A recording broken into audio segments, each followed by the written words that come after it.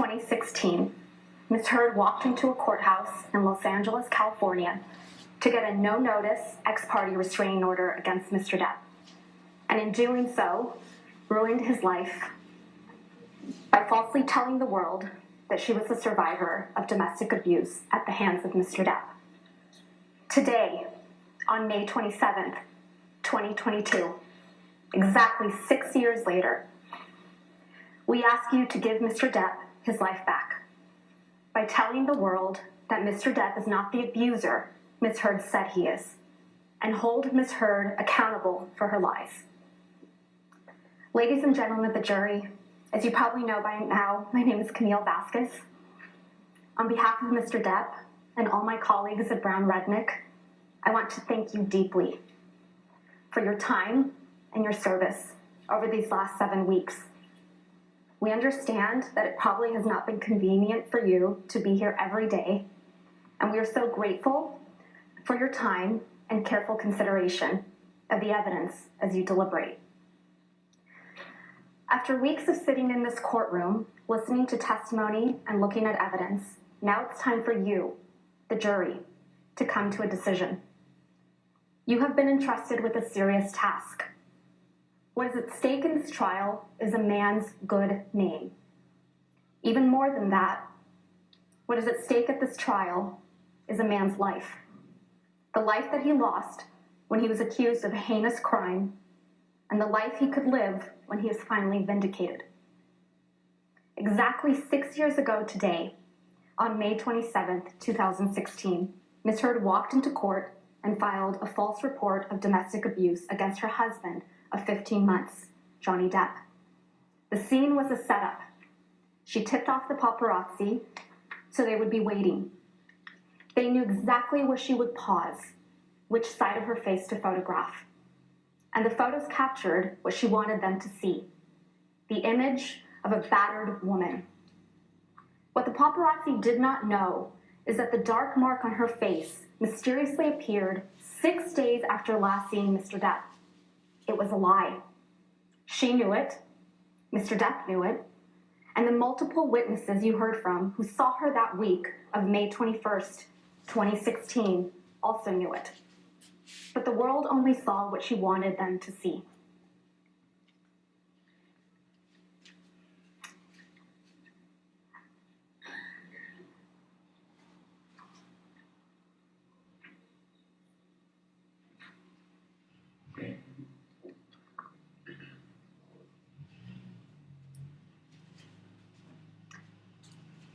Two years later, when promoting the biggest role of her career until this trial, Ms. Heard presented herself to the world as a public figure representing domestic abuse. The headline of the op-ed featured the term sexual violence, even though she had never before accused her ex-husband of such a heinous crime. Ms. Heard and her lawyers love to remind you of how the op-ed did not mention Mr. Depp by name, but Ms. Heard made sure that there would be no mistake about who she was referring to. She inserted 2 years ago, so the world would remember the photo of a battered woman, the mark on her face, standing outside the courthouse, and they would once again see Mr. Depp as the villain, this time in full swing of the Me Too movement. But what was happening behind closed doors was quite different from what Ms. Heard presented to the world. The exact opposite, in fact. There is an abuser in this courtroom, but it is not Mr. Depp. And there is a victim of domestic abuse in this courtroom, but it is not Ms. Heard. The evidence presented at this trial has shown that Ms. Heard is in fact the abuser, and Mr. Depp the abused. As you heard from Mr. Depp and multiple other witnesses that testified under oath at this trial, Mr. Depp experienced persistent verbal, physical, and emotional abuse by Ms. Heard during their relationship. And when their relationship was over, Ms. Heard inflicted the greatest and cruelest injury of all. She publicly and falsely named Mr. Depp as the abuser. Ms. Heard never thought she would be held accountable, never thought that she would have to face her abuser. She never thought she would have her supposed mountain of evidence vetted She never thought that Mr. Depp would tell you, the jury, and the world that he was the real victim of domestic abuse. She said it in her own words. You can please tell people that it was a fair fight and see what the jury and judge think. Tell the world, Johnny. Tell them Johnny Depp. Johnny Depp, man, I'm a victim too, and I'm fine. And yes. I know it's a fair fight. And see how many people believe or sided you. At the start of this case, Mr. Chu and I stood before you to give you our opening statements on behalf of Mr. Depp. During that statement, we made promises to you about what the evidence would ultimately show at the end of this trial. We've kept those promises. One of those promises we made was that you would come to understand who Ms. Heard is, that she is a deeply troubled person, violently afraid of abandonment, desperate for attention and approval. And in her relationship with Mr. Depp, she was violent, she was abusive, and she was cruel. You heard from Dr. Shannon Kirby, who explained that Ms. Heard suffers from borderline personality disorder and histrionic personality disorder. These are disorders that are characterized by anger, sometimes uncontrollable and explosive anger, and a powerful, sometimes desperate need for attention, acceptance, and approval. Fear of abandonment is the deepest fear. A person with these disorders will suffer from dramatically fluctuating moods and can sometimes be violent and aggressive. They can also be charming and likable, but they can be incredibly manipulative and wild. An emotional roller coaster with wild swings, from idolizing their partner to devaluing him. In fact, you saw that when she completed testing with her own forensic psychology expert, Dr. Dawn Hughes. Ms. Heard self-reported that she felt like she had 3 or 4 different personalities, and that sometimes her temper would explode and she'd completely lose control. You heard from multiple witnesses that Ms. Heard can be very pleasant, even charming. But you also heard from multiple witnesses and in audio recordings of Ms. Heard that she can be incredibly aggressive, violent, and cruel. You heard that even from her former assistant, Kate James, Ms. James testified that Ms. Heard would scream, yell, and send her barrages of text messages. In fact, Ms. Heard testified that Ms. James testified that Ms. Heard literally spat in her face. You heard from Ms. Heard's former best friend, Rocky Pennington, that Ms. Heard once hit her when Ms. Pennington did not do her best to meet Ms. Heard's needs. You also heard from Beverly Leonard that she once witnessed Ms. Heard assault her then partner in Seattle Airport in 2009. And you heard from Mr. Depp that Ms. Heard used her sister Whitney as a punching bag, literally and figuratively.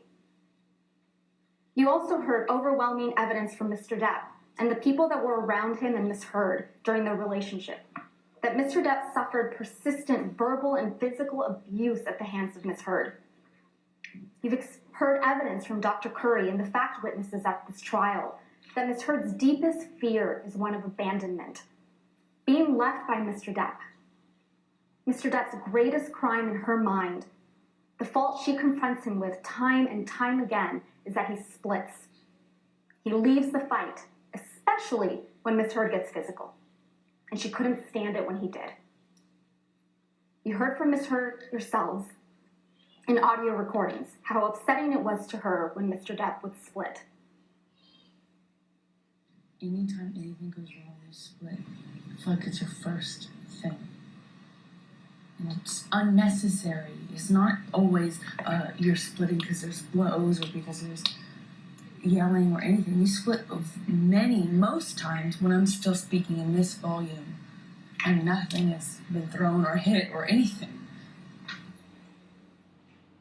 You saw the barrage of text messages she would send when he would leave, calling him a monster for doing so. You heard from witnesses like Travis McGivern, Tara Roberts, and Debbie Lloyd that Ms. Heard would claw at Mr. Depp, block the elevator, throw a punch when Mr. Depp tried to separate himself from the fight. And you heard from Mr. Depp and Ms. Heard's couple therapist, Dr. Anderson, that Ms. Heard reported that when Mr. Depp would leave to de-escalate a fight, she would strike him to keep him there because she would rather be in a fight than have him leave.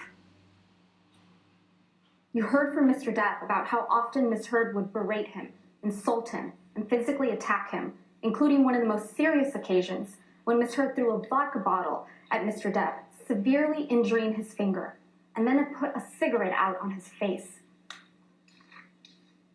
You heard from Mr. Depp that this whole incident in Australia started because Ms. Heard was enraged that Mr. Depp wanted a post-nuptial agreement, and she wasn't in his will, just a month after getting married. When her husband was seriously injured and bleeding from a partially amputated finger, what did Ms. Heard do? She pursued him. She kept coming after him, because that's what she does. She wouldn't stop.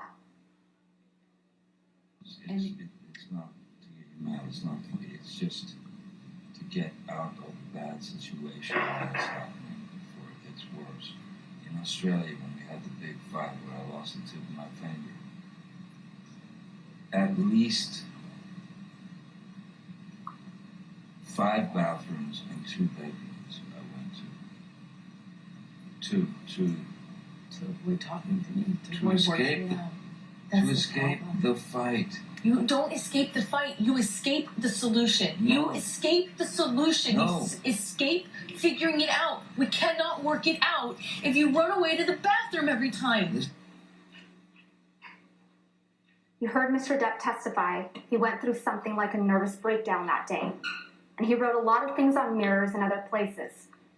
Again, what did Ms. Heard do as her husband was bleeding from serious injury? She wrote snarky messages right back to him. She denied it under oath to you, but the evidence you saw speaks for itself. You heard from Mr. Depp's security, Sean Bett, who was aware of constant arguing and bickering. He witnessed Ms. Heard calling Mr. Depp names.